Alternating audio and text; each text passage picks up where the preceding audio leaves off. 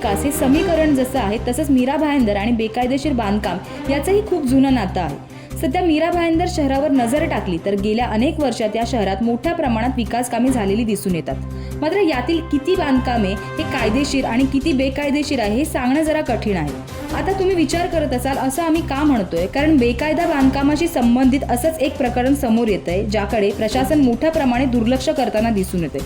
हे प्रकरण नक्की काय आहे ते आपण पाहूयात। महाराष्ट्रासह मीरा भाईंदरमध्ये निवडणुका सुरू असताना MBMCचे सर्व कर्मचारी निवडणुकीच्या कामात व्यस्त होते। निवडणुकीमुळे शहरात आचारसंहिताही लागू झाली होती। मात्र या आचारसंहितेचा फायदा घेत शहरातील काही विकासकांनी बेकायदा बांधकामे सुरू केली। आचारसंहितेच्या काळात शहरात मोठ्या प्रमाणात बेकायदा हॉटेल्स, दुकाने, इमारती बांधण्यात आल्या आहेत। तसेच या इमारती बांधताना बेकायदा भराव टाकून जमिनीचे लेबल केले गेले। जमिनीला लेबल करण्यासाठी अनेक ठिकाणाहून मोठमोठ्या डंपर माती घेऊन आले। ही माती रस्त्यावर पडल्याने आणि वाहन चालकांच्या निष्काळजीपणे गाड्या चालवण्याने नागरिकांचेही हाल होत होते। आचारसंहिता संपताच मीरा भाईंदरच्या नागरिकांनी प्रशासनाकडे या प्रकरणाची तक्रार केली। मात्र MBMC असो, महसूल विभाग असो की वाहतूक पोलीस असो, प्रत्येक जण या समस्येकडे दुर्लक्ष करताना दिसून आले।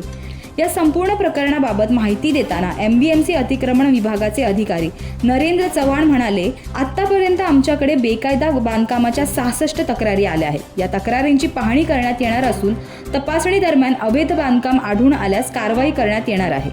येत्या काळात प्रशासन खरोखरच या तक्रारींकडे लक्ष देऊन कारवाई करणार का हे पाहणं आता महत्त्वाचं ठरणार आहे। या संपूर्ण प्रकरणावर तुमचं काय मत आहे ते आम्हाला कमेंट करून नक्की कळवा आणि अशाच व्हिडिओंसाठी पाहत रहा MB लाईव्ह मराठी।